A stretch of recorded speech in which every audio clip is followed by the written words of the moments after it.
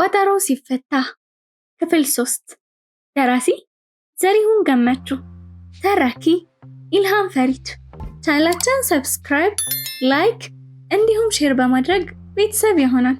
ወደ ታሪኩ ፀሐይ ከምዕራቡ አድማስ በላይ ልክ እንደ አንድ ግዙፍ ብርቱካናማ ዲስክ ተንጠልጥላ ነበረ። ብሩህ ነሐስ ትመስላለች። ፀሐዩ ቀዝቃዛና የሚረብሽ አይነት ነው። የከተማው ወጣ ብሎ የሰሜኑ ንፋስ የጠነከረ ይመስላል። ተክለማይኖት ቤተክርስቲያኑ ጋር ስትደርስ መኪናዋን ጥጋት ይዛ ቆመችው። መጀመሪያ ተሳለመች። ከዛ ቀጥታ ወደ መቃብር ስፍራው ነው ሄደችው። ወደ እናቷ መቃብር ሄዳ አታውቅም። ስለዚህ የመቃብር ድንጋዩ ላይ የተጻፈውን ጽሑፍ እያነበበች መፈለግ ጀመረች። ከ10 ደቂቃ ሰልች የሚመስል ፍለጋ በኋላ ተሳካላትና አገኘችው። የእናቷ የመቃብር ድንጋዮች ላይ የበቀሉ ሳሮች ረጅምና አረንጓዴ ናቸው። ወደ መቃብሩ ለመጠጋት ፈራች። ከእናቷ መንፈስ ጋር ለማውራት ዝግጁ ሆነች አልመሰላትም። 4 ማዕዘን ቅርጽ ያለው የእብነ በረድ ምልክት ከመቃብሩ አናት ተተክሏል። የእናቷ ሙሉ ስም፣ የእናቷ የትውልድ ቀንና የሞት ቀን ተጽፎበታል። እስከ ዛሬ የማታውቀው ውብ የሚባል ፎቶዋ ከጽሑፎቹ በላይ አለ። ሌላ ምንም ነገር የለውም። ሩጫዬን ጨርሻለሁ የመሰለ አንድ ጥቅስ እንኳን ከስር ቢያሳርፉበት ስትል አሰበችና ልቧ አዘነባት። መልሳ ስታስብ እርባን የሌለው ነገር እንደሆነ ሲገባት ቅሬታዋን ሰረዘች። እናቷ ሰሎሜ በጣም ወጣትና ቆንጆና ሙሉ ተስፋ የነበራት ሴት ነበረች። ነገር ግን ማንነቷ በተገቢው መንገድ እንዳይገለጽ በአጭሩ እንድትቀጭ ተደርጓል። ከመቃብር አጠገብ ተንበረከከች። በእናቷ ቀብር አጠገብ ምንም አይነት ሌላ የቅርብ ዘመድ መቃብር ባለመኖሩ ቅር አሰኛት። እሷ የሚሰማትን አይነት ብቸኝነት እናቷን የሚሰማት አድርጋን የወሰደችው። ከውትድርና አገልግሎት ላይ እያለ የሞተው አባቷ አስክሬን እዛው በተሰዋበት ጦር ሜዳ ነው የተቀበረው። ሰሎሜ ገና ልጅ እያለች የሞተው አያቷ በትውልድ ከተማው ኮፈሌን የተቀበረው። በዚህ የተነሳ የሰሎሜ መቃብር ብቸኛ ነበረ። ድንጋዩን ስትነካው ከጠበቀችው በላይ ቀሰቀሳት። የእናቷን የመጀመሪያ ስም የተቀረጹትን ፊደላት በጣቷ እየዳበሰች መረመረችው። ከዚያም የልቧ ምት እንደሚሰማት እጇን ከፊት ለፊቷ ባለው ሳር ላይ ጫነችው። ከተፈጥሮ በላይ በሆነ መንገድ ከሷ ጋር መነጋገር እንደምትችል ማሰቧ ሞኝነት መስሎ ተሰማት። ነገር ግን የደረቀ ሳር መዳፏን ሲወጋ እናቴ ብላ ወደ ቀልቧ ተመለሰች። ማማ፣ እማዬ ስሞቹ ለምላሷና ለከንፈሯ እንግዳ ነገር ሆነው ተሰማት። ከዚህ በፊት በየትኛውም አጋጣሚ ተጠቅማበት አታውቅም። በዚህ ጊዜ ከጎን በኩል ስሟ ሲጠራ ሰማች። ግራ ገባት። የሆነ እርኩስ መንፈስ ሊተናኮላት እየሞከረን የመሰላት። አሌክስ። በድንጋጤ ዙሪያዋን ተመለከተች። በዚህ ስም የአዲስ አበባ አብሮ አደግ ጓደኞቿ ናቸው የሚጠሯት። እንዴት እዚህ ተገኙ? ሚመታው ልቧ ላይ እጇን እየጫነች በፍርሃት ተነፈሰች። ዞር ስትል ያልጠበቀችውን ሰውን ያገኘችው። አስደነገጥከኝ። እዚህ ምን እየሰራህ ነው? ጁኒየር ፍስሐ አጠገቧ ተንበርክኮ በመቃብሩ ቋሚ ድንጋይ ላይ እቅፍ አበባ አስቀመጠ። ላፍታ በራሱ ጥሞና ቀረቀረ። ከዛ ፊቱን ወደ ዓለም አዞሮ ፈገግ አለላት። በደመ ነፍስ ወደ አረፍሽበት አፓርታማ ደውዬ ነበረ። ነገር ግን ስልኩን የሚያነሳ አልነበረም። የነበርኩበትን ሆቴል ለቅቄያለሁ። የት እንደገባው እንዴት አወክ? በዚህ ከተማ ስለሚከናወነው ሁሉም ነገር መረጃን በቀላሉ ማግኘት እችላለሁ ሲላት፣ ወደ መቃብር ስፍራ እንደምመጣ ግን ማንም አያውቅም አላችሁ። በአንቺ ጫማ ውስጥ ብሆን የት እንደምሆን ለመገመት ሞከርኩኝ። በመምጣቴ እንዳላስደሰትኩሽ እገምታለሁ። አይ ምንም አይደል አሌክስ ስትለኝ እኮ በጣም ነው ግራ የተጋባሁት። እንዴ ለምን አላት። በዚህ ስም የተወሰኑ የቅርብ ጓደኞቼ ብቻ ናቸው የሚጠሩኝ። እዚህ እንግዳ በሆንኩበት ከተማ ይህን ስም ተጠቅሞ የሚጠራኝ ሰው ይኖራል ብዬ እንዴት ልገምት አላችሁ። ያው እኔም ጓደኛሽ ለመሆን ካለኝ ጉጉት የተነሳ ነው ይህን ስም የተጠቀምኩት። ባለፈው እዛ ፍርድ ቤት ራሽን ስታስተዋውቅኝ ስሜ አለም ይባላል፣ ጓደኞቼ አሌክስ ብለው ይጠሩኛል ስትይ እኔም አሌክስ የሚለው ስም ስለተመቸኝ ቀለብ አድርጌ በምናብ ያስቀመጥኩት አላት። አይ ጥሩ ነው፣ ደስ ብሎኛል። ብዙ ጊዜ ወደ እናቴ መቃብር አበባ ታመጣለህ ስትል ጠየቀችው። ፈጥኖ አልመለሰላትም። በተወለድሽበት ቀን ሆስፒታል ነበርኩኝ። ከመታጠብሽ በፊት ከነደምሽ አይችሻለሁ አላት። ፈገግታው ክፍትና ሞቅ ያለ ነው። ጥሩ እሺ፣ መጀመሪያው ጥያቄውን መልስልኝ። ብዙ ጊዜ አበቦችን እዚህ ታመጣለህ? አለችው። በበዓላቶች ቀን ብቻ። እኔ አባቴና ኮማንደር ገመዶ በልደቷ ገና ፋሲካ ሲሆን አንድ ላይ እናመጣለን። መቃብሯን ለመንከባከብ የሚያስፈልገውን ወጪ በጋራ እንሸፍናለን አላት። ለምን? የተለየ ምክንያት አላችሁ? ያልተለመደ አይነት አስተያየት አያት። ከዛ ሁላችንም እናትሽን እንወዳታለን፣ ምክንያታችን ያ ነው ሲል መለሰላት። ለስለስ ባለ ድምጽ ቃና። የሚገርመው ግን ከእናንተ አንደኛችሁ እንደገደላችሁ ታምናለሁ አለችው። ተሳስተሻል አሌክስ፣ እኔ አልገደልኳትም ሲል። አባትህስ? እሱ ያደረገው ይመስላል? ራሱን በምሬት ነቀነቀ። አባቴ እንደ ሴት ልጅ ነበር የሚንከባከባት፣ እሷም እንዲሁ እንደ አባቷ ነበር የምታየው። እና ኮማንደር ገመዶስ? ማብራሪያ የሚያስፈልገው መስሎት ትከሻውን ነቀነቀ። ገመዶ ፈጽሞ ሊገላት አይችልም። ዓለም በእጇ እንደልጥላ የነበረውን ባለጸጉር ጃኬቷን ለበሰች። ፀሐይ እየጠለቀች ነበር። ዛሬ ከሰዓት በኋላ በህዝብ ቤተ መጽሐፍ ውስጥ የተወሰነ ጊዜ አሳልፌ ነበረ። የቆየ ሀገር ጋዜጣ እትሞችን መለስ ብዬ ለማንበብ ሞክሬያለሁ። ስለኔ የሆነ ነገር አገኘሽ ሲላት፣ አዎ፣ ስለ ከነማ እግር ኳስ ቡድን ተሳትፎ ሁሉም ነገር ተጽፏል። ተንከትክቶ ሳቀ። ንፋሱ ቆንጆ ፀጉሩን አውለበለበበት። አንተና ገመዶ የቡድኑ ዋናና ምክትል አምበል ነበራችሁ። በሚገርም ሁኔታው የማይበገሩ እውነተኛ እግር ኳስ ተጫዋቾች እንደሆነ ነበር የምናስበው። በጊዜ ወጣት የነበረችው እናቴ ወደ ቤታችሁ የምትመጣው ንግስት ነበረች። በእረፍት ሰዓት ከገመዶ ጋር ስትስማት የሚያሳዩ ፎቶዎች አይቻለሁ። ያን ፎቶ ባየሽ ጊዜ እንግዳ ነገር ነበር የተሰማት። በፊት አይታው ታቆም ነበረ። በሆነ ምክንያት አያቷ ከብዙዎች ጋር ላለማቆየት መርጣለች። ለብዙ ደቂቃዎች ፎቶግራፉን ካየሽ በኋላ እናቷ ሳትሆን እራቷ እንደሳመቻት ይሰማት ጀመር። ወደ አሁን ጊዜ ስትመለስ እስከዛን ጊዜ ድረስ ከእናቴና ከገመዶ ጋር ጓደኛ ነበርክም አይደል ስትል ጠየቀችው። ጁኒየር የሳር ቅጠል አነሳና በጣቶቹ በመቆራረጥ ማውራት ጀመረ። 9ኛ ክፍል እስክደርስ ድረስ በኩየራ በሚገኝ አንድ አዳሪ ትምህርት ቤት ውስጥ ነበር የምኖረው። በምርጫ አለችው። አይ የእናቴ ፍላጎት ነበረ። ያልተፈለገ ባህሪ እንዳለምድ በማለት በውድቅት ሌሊት ሻንጣዬን የትምህርት ቁሳቁሴን አሸክማ ወደ አዳሪ ትምህርት ቤት ላከችኝ። ከ8ኛ ክፍል ወደ 9ኛ ክፍል ከተዘዋወርኩ በኋላ ግን ጎረመስኩ መሰለኝ። በፍጹም ወደዛ አዳሪ ትምህርት ቤት አልመለስም ብዬ አመስኩኝ።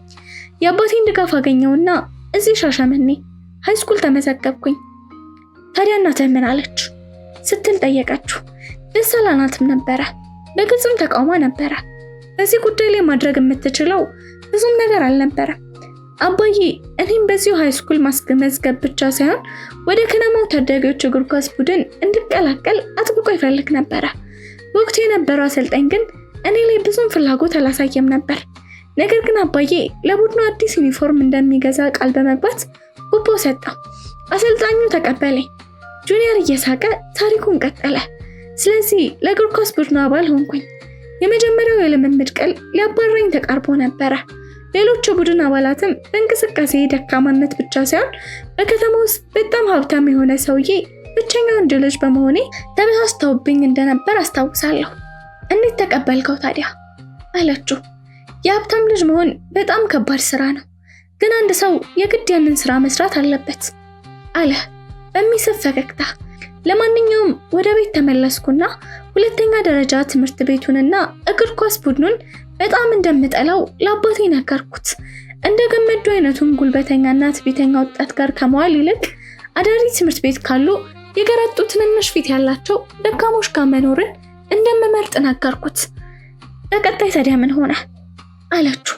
እናቴ ራሷን ታማ አለቀሰች። አባቴ በንዴት ራሱን ሳተ። ከዚያ ወደ ውጭ አወጣኝና እጆቼን ለመያዝ እስኪዝል ድረስ የኳስ ልምምድ እንዳደርግ አስገደደኝ። አስፈሪ ነበር አለችው።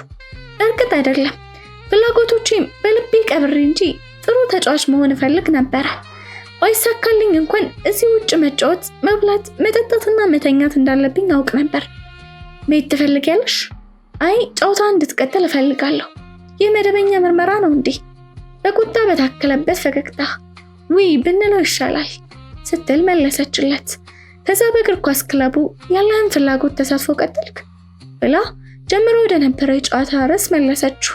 ጁኒየርም አዎ እኔ ግን በአንድ ጨዋታ ውስጥ እንኳን አልተጫወትኩም ነበረ። በአውራጃ ሻምፒዮንሺፕ አልፈን ነበር። አንገቱን ዝቅ አደረገና ፈገግ አለ። ከዛ ዋንጫ ጨዋታ ቀን ደረሰ። ቡታጅራ ነበር ጨዋታው። ቀድሞ አገቡብን። ልንሸነፍ ሆነ። በሰዓቱ ላይ ጥቂት ሰኮንዶች ብቻ ቀሩ። አሰልጣኙ ወደ ቤንች ሲመለከት እኔን አየ። ከዛ ስሜን ጮኸና ተጠራ። ከፍራቼ የተነሳ በሱሪ ላይ መሽናት ነበር የቀረኝ። ከዛ እንዴት ሆነ በጉጉት ጠየቀችው። እንደምንም ራሴን አጠነካክሬ ቡድኑን ለመቀላቀል ሮጬ ወጣሁኝ። በሜዳው ላይ ያለው ንጹህ ማሊያ የኔ ብቻ ነው። ገመዶ ሜዳው ውስጥ ነበረ። ዓለም ከጋዜጣ ዘገባዎች ይህንን ታቅ ነበር። አዎ የኔ ሜሲ መምጣቴን ሲያቃሰተና አሰልጣኙ የነገረኝን የጨዋታ ታክቲክ ለውጥ ስነግረውም ጮክ ብሎ አይኖቼን መሃል እያየኝ እንዲህ አለኝ። ከጎሉ በግራ በኩል ሆን እንደምንም ብዬ ኳሷን ወደ አንተ ልካታለሁ። ወደ ጎሉ አለጋት። እርግጠኛ ነኝ ታረጋታለህ አለኝ። ለአፍታ ጁኒየር ዝም አለ። ትዝታው ሰጥሟል። የዛን ቀኑን ሁኔታ በህይወት እስካለው ድረስ መቼም አልረሳውም። ከዛ ያገኘሁትን ቅጣት ምት ሲመታ ገመዶ እግር ስር ነው ያረፈው። ሁለት ተጫዋቾችን ሸውዶ አለፈና ከኔ ተሻለ ሁለት አማራጭ እያለው ለኔ ያቀበለኝ። በደመ ነፍስ ወደ ኋላ አለኳት። የተዘናጋው በረኛ አለፈችውና መረብ ላይ አረፈች። ከዛ የሆነውን ምን ብዬ ላስረዳሽ? አባቴ ደስተኛ እንደሚሆኑ እርግጠኛ ነኝ ስትለው ጁኒየር አንገቱን ወደ ኋላ ነቀነቀና እንባ እስኪወጣው ሳቀ። አጥሩን ዘሎ ወንበሩን ጥሎ ወደ ሜዳው ቀረበ። ሜዳው ውስጥ መግባት ነው የቀረው። እናትስ አለችው። እናቴ የእግር ኳስ ጨዋታ ብትሞት እንኳን ማየት አትፈልግም። የአረመኔዎች ጨዋታ ነው ብላ ታስባለች። ግን ከአባቴ በስተቀር ማንም ስለኔ ምንም ቢያስብ ግድ አልነበረኝም። በዚያ ምሽት በጣም ነው የኮራብኝ። ጥቋቁር አይኖቹ በማስታወስ ያበሩ ነበሩ። ከዛ በፊት ገመዶን አግኝቶ አያውቅም ነበረ። ነገር ግን በዕለቱ የእግር ኳስ አባላትና ሁሉም አቀፋቸው። ያ ምሽት የጓደኝነታችን መጀመሪያ ነበረ። ብዙም ሳይቆይ የገመዶ አባት ሞተና ወደኛ ቤት መጥቶ እንዲኖር ምክንያት ሆነ። ለተወሰነ ደቂቃ በመካከላቸው ጸጥታ ሰፈነ። ዝም ብሎ በጽሞና ሲመለከታት ቆየና ፈጣሪ ሆይ በዚያን ጊዜ የነበረችውን ሰሎሜን ትመስያለሽ አለ በለሆሳስ። በባህሪ ብዙም አትመሳሰሉም፣ ግን ያንቺ አገላለጽ ከሷ ጋር ተመሳሳይ ነው። በዛ ላይ ሁለታችሁም ተመሳሳይነት የማዳመጥ ጥራት አላችሁ። እጁን ዘርግቶ ጸጉሯን ነካው። እሷም እንዳቺ ማዳመጥ ትወድ ነበረ። ቢያንስ የሚያወራው ሰው እንደተረዳችው እንዲያስብ ታደርገዋለች። ዝም ብላ ለሰዓታት ማዳመጥ ትችላለች። መጀመሪያ ወደ እሷ የሳበህ ያ ነው ስትል ጠየቀችው። አለም አይ አለ በሚገርም ፈገግታ። ወደ እሷ የሳበኝ የመጀመሪያው ነገር 9ኛ ክፍል እያለሁ የወንድ ልጅ የጉርምስና ምኞት ነበር። ሰሎሜ ለመጀመሪያ ጊዜ በትምህርት ቤት አዳራሽ ውስጥ ሳያት ቀልቤን ነበር የሰለበችው። በጣም ቆንጆ ነበረች። አሳደድካት አለችው። ሄይ ደንግጬ ነበር እንጂ አላበድኩም። የገመዶ ፍቅረኛ ነበረች አለ በማሻማ ሁኔታ። ስለዚህ ምንም ጥያቄ አልነበረም። ተነሺ ብንሄድ ይሻለናል። ብርዱ ኃይለኛ እየሆነ ነው። በዛ ላይ ጨለማው እየጠነከረ ነው። አለም ከተቀመጠችበት ቀድማ ተነሳች። ተከትሏት ተነሳ። ጁኒየር አበቦቹን ስላመጣ አመሰግናለሁ አለችው። ምንም አይደል ሲል መለሰ። ለሰለህን ለዘመናት የማይደበዝዝ አሳቢነትን አደንቃለሁ አለችው። በእውነቱ ከሆነ ዛሬ ወደዚህ የመጣሁት ድብቅ ምክንያት ነበረኝ።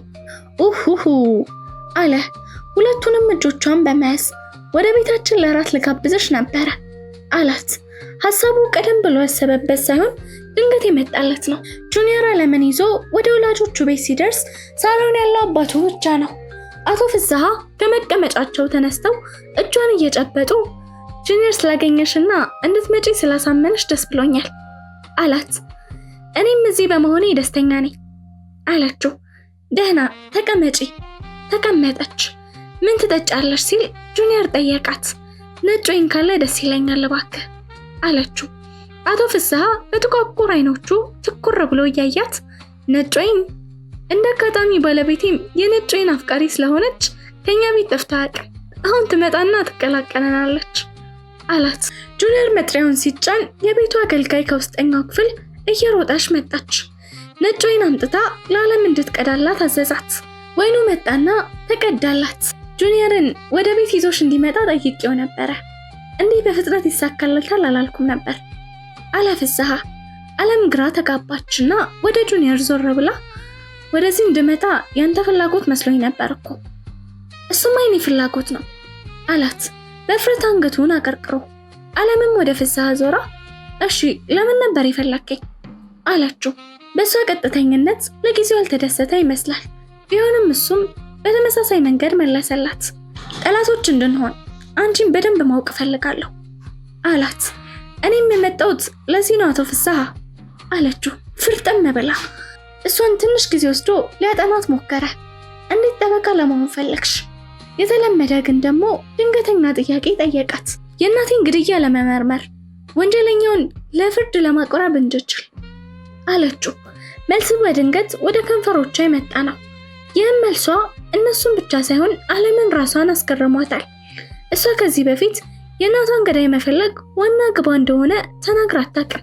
በዚህ እናቷ ግድያ ወንጀል ላይ እሷ ራሷም በአያቷ ዘንድ ይፋዊ ተጠርጣሪ ሆና መቅረቧ ነገሩን በቁርጠኝነት እንድትይዘው ገፊ ምክንያት ሆኗታል። በመጨረሻ ሞት አፋፍ ላይ የምትገኝ አያቷ ለእናቷ ሞት ዋና ተጠያቂ እሷ እንደሆነች በግልጽ ቃል ደጋግማ ነግራታለች። አይቷ የተናገረችው ስህተት እንደሆነ የሚያረጋግጥ ሌላ ማስረጃ እስካላገኘች ድረስ ጥፋቱን እስከ ሕይወቷ ድረስ ይዛ ለመኖር ትገደዳለች እና አሁን ከሻሸመኔ ከተማ ኃያሎች ጋር ተፋጣ የምትገኘው ዋና ምክንያት ራሷን ነፃ ለማውጣት ነው።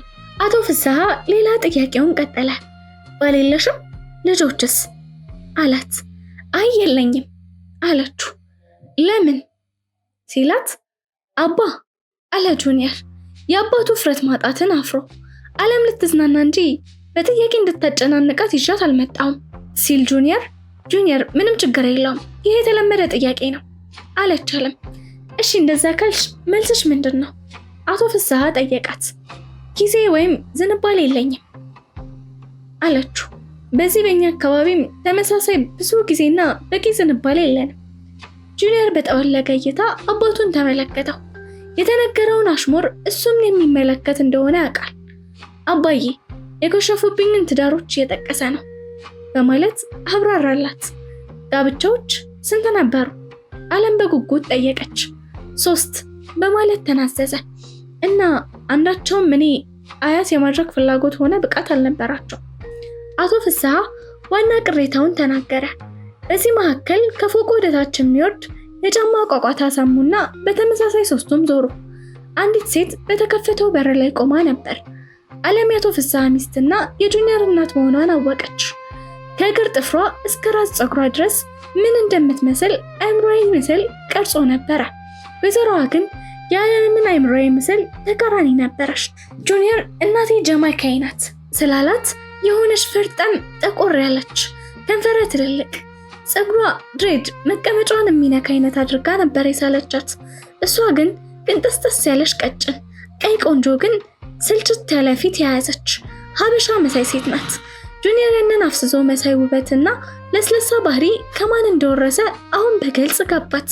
ሃኒ ይቺ ዓለም ጎበና ነች አለ አቶ ፍስሐ።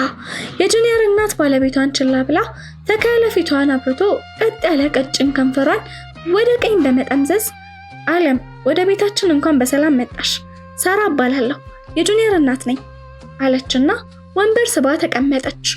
ዓለም ከሴትዮዋ ንግግር የፍስሐ ባለቤት ከመሆኗ በላይ የጁኒየር እናት በመሆኗ ኩራት እንደሚሰማት ነው የተረዳችው። አመሰግናለሁ ስትል መለሰች። ጁኒየር ከተቀመጠበት ተነሳና አንድ ብርጭቆ ነጭ ወይን ቀዳና ለእናቷ አቀበላት። የሚያብረቀርቅ ፈገግታ አመሰግናለሁ የኔ ውድ ልጅ በማለት ተቀበለችው። እሱም ጎንበስ ብሎ እናቱ ያለሰለሰ ስርጉድ ጉንጯን ሳመ። ራስ ምታትሽ እንዴት ነው? ሙሉ በሙሉ አልተወኝም፣ ነገር ግን እንቅልፍ ረድቶኛል። ስለጠየከኝ አመሰግናለሁ። ዓለም ሴትዮዋን እጇን ስታይ ተገረመች። እጇ ነጭ ሲሆን ባሏ ንፋስ እንደተመታ አበባ በቀላሉ ተሰባሪ ይመስላል። ባሏን መቼም ስለ ከብቶችና ፈረሶች እያወራህ እያሰለቻት ነው አይደል አለችው። በራሴ ቤት ውስጥ ስለምንስ ባወራ አንቺ ምን ጨነቀሽ? አቶ ፍስሐ ቱግ አለ። ጁኒየር ንግግራቸው ከዛ በላይ እንዳይጠናከር ዓለም ፊት እንዳያሳፍሩት ፈጠን ብሎ ጣልቃ ገባ። እማዬ ስለ እርባታ አይደለም እያወራን ያለነው። አባዬ ከምስቶቼ ወራሽ የሚሆን ልጅ ለመውለድ ባለመቻሌ እየወቀሰኝ ነበረ ሲል አብራራላት። ጊዜው ሲደርስ ከትክክለኛ ሴት ጋር ልጆች ትወልዳለህ አለችና ወደ ዓለም ዞር ብላ ጠየቀች። ወይዘሪት ዓለም በፍጹም አላገባውም ስትይ ሰምቻለሁ ልበል ብላ ጠየቀች። ልክ ነው፣ እንግዳ ነገር ነው። ቢያንስ የወንድ ጓደኛ ሊኖርሽ ይገባ ነበረ አለቻት። ዓለም የወንድ ጓደኛ አይለኝም አላለችም እኮ። ጁኒየር አስተካከላት። በቃ መራጭ ነች ሲል አከለበት። አዎ ከጋብቻና ከቤተሰብ ከመመስረት ይልቅ ሙያም መርጫለሁ። ለጊዜው ለማንኛውም ነገር ጊዜ የለኝም፣ ግን እናቴ የሆነ ሙያ ባለቤት ለመሆን ፍላጎት እንዳላት ገልጻ ታውቃለች። እሷን እስከማውቃት ድረስ እንደዚህ አይነት ምኞት አልነበራት ሲል ጁኒየር መለሰ። ዓለም በጸጸት ስሜት በጣም ቀድማ በልጅነቷ ነበር የወለደች አለች። ምናልባት ያለ ዕድሜ ጋብቻ ውስጥ መግባቷና ልጅ መውለዷ ወደ ስራ እንዳትገባግዳት ይሆናል። ሰሎሜ የራሷን ምርጫ ነው ተግባር ያደረገችው ሲል መለሰላት። የምታውቀውን ስለነገርከኝ አመሰግናለሁ አለችው። አንድ ጊዜ እኔና እሷ ጀማል ለመዝናናት ወደ ወንዶ ገነት ሄደን ነበረ። በፍል ውሃ ስንታጠብ ስንዋኝ ከዋልን በኋላ በጣም ደክሞን ዛፍ ጥላ ስር ሳሩ ላይ ተዘረረን ሰማዩን አንጋጠን ስለምኞታችን ስናወራ እንደነበር ትዝ ይለኛል። ሁላችንም የዋና ልብስ ብቻ ነበር የለበስነው።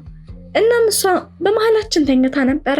እኔ ፕሮፌሽናል እግር ኳስ ተጫዋች መሆን ፈልግ ነበረ። ወቅቱ ለእነሱም የነገርኳቸው ያንን ነበር። ገመዶ ግን እንዴት የሆነ ብር አግኝቶ ሀብታም መሆን ነበር ምኞቱ።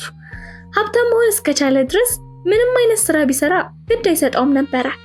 እኔ ደግሞ የሀብታም ልጅ ስለነበርኩኝ እንደሱ ላስብ አልችልም። ሰሎሜ መሆን የምትፈልገው ግን ሚስት ብቻ ነበረ።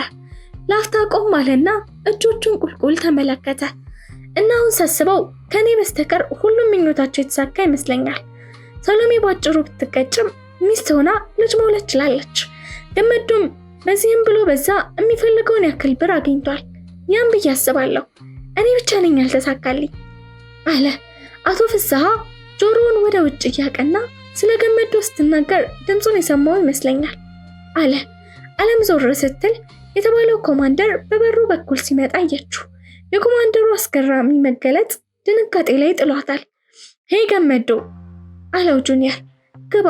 አቶ ፍስሐ ወደ ክፍሉ እንዲዘልቅ በምልክት ጠራው። ሳራን ያላያት መስሎ ችላ አላት። ዓለምን እዛ ቤት በዛን ሰዓት በማየቱ እየተገረመ ሁላችንም ሰላም ብያለሁ በማለት ጃኬቱን አወለቀና ወንበር ስበው ተቀመጠ። ጁኒየር ተነስቶ ከፍሪጅ ውስጥ ዞትር የሚጠጣውን አይነት ቢራ አምጥቶ ከፈተለትና ወደ ወንበሩ ተመልሶ ተቀመጠ። ዛሬ ዓለም እንግዳችን ናት አለው አቶ ፍስሐ። አየው እኮ በየሄድኩበት እሷን ማግኘት መቻሌ እያስገረመኝ ነው። ሁሉም ስለሚያወራው ነገር ግራ ተጋባ። እሷም ያዝ አልነበረችምና ወደ እሱ በትኩረት እያየች እዚህም የሆነ ነገር እንዳይነግሩኝ ልታስጠነቅቃቸው ነው? ተከትለኝ የመጣው ለዛ ነው አለችው። አረ እንዴት እንደዛ ልትይ ይቻልሽ? ይሄ እኮ ቤቱ ነው። አቶ ፍስሐ ነው ጣልቃ ገብቶ የተናገረው። ጠዋትም ዳኛውን እያወራው ሳለው ድንገት ቢሮውን ከፍቶ ጣልቃ በመግባት ዝም አስብሏቸዋል። አሁንም እንደዛ ለማድረግ ፈልገው እንደሆነ ብዬ ነው። ኮማንደሩ ኮስተር እንዳለ አንድ ሰው ቀጥተኛ ጥያቄ ሲጠይቀኝ የራሴን አስተያየት እሰጣለሁ። ጠዋት ያደረኩት እንደዛ ነው ሲል መለሰላት። በዚህን ጊዜ ጭቅጭቃቸው ያላማረው አቶ ፍስሐ እናንተ ተጫወቱ፣ እኔ አቃቤ ሕጓን በግል ላናግራት እፈልጋለሁ። ከፈለግሽ ወይንሽን ይዘሽ ነይ። ቀድሞት ከመቀመጫው ተነሳ። እሷም ከተቀመጠችበት ያለምንም ማቅማማት ተነሳችና ተከተለችው። እንዴት እንደሆነ ሳታቅ ከወንበሯ ተነስታ ወደ ኮሪደሩ ገባች። ሳሎኑን ለቆ ወደ ምድር ቤት ሲወርዱ ዙሪያውን ተመለከተች። ግድግዳዎቹ በቀይ የበሬ ቆዳ ልጣፍት የተሸፈኑ ናቸው። በፍሬም የተለበጡ በርካታ የፈረስ ፎቶግራፎች በተርታ ተደርድረዋል። ይህንን ቤት ጁኒየር ገና ዳይፐር ያደረገበት በነበረበት ጊዜ እኔ ራሴ ለድፌን የሰራሁት አላት። ዓለም ሳይነግራት ቤቱን መገንባቱን ብቻ ሳይሆን ቤቱን በራሱ ፍላጎት እንዳስጌጠው ታውቅ ነበረ። የሳራ ባህሪን የሚያንጸባርቅ ምንም ነገር በቤቱ የለም። ቤቱ በጣም አስቀያሚ ነበረ። ነገር ግን በሚያስደነግጥና ይቅርታ በሌለው መጥፎ ጣዕሙ ስለነበረ ልክ እንደ ፍስሐ የራሱ የሆነ ማራኪ ውበት ነበረው። የቤት ከመሰራቱ በፊት እኔና ሳራ የምንኖረው በኪራይ ቤት ውስጥ ነበረ። ወይዘሮ ሳራ የተዘናጋችና ራሷን የረሳች አይነት ሴት ትመስላለች። ቤቱ ምንም የሷን አይመስልም ስትል በውስጡ አሰበች። አቶ ፍስሐ ግራጫ ቀለም ከተቀባ ግድግዳ ተጠግቶ ያለ በቀይ ቆዳ የተለበጠ ሶፋ ላይ ተቀመጠና እሷም እንድትቀመጥ ገበዛት። እንዳላት አደረገች። ክፍል 4 ይቀጥላል።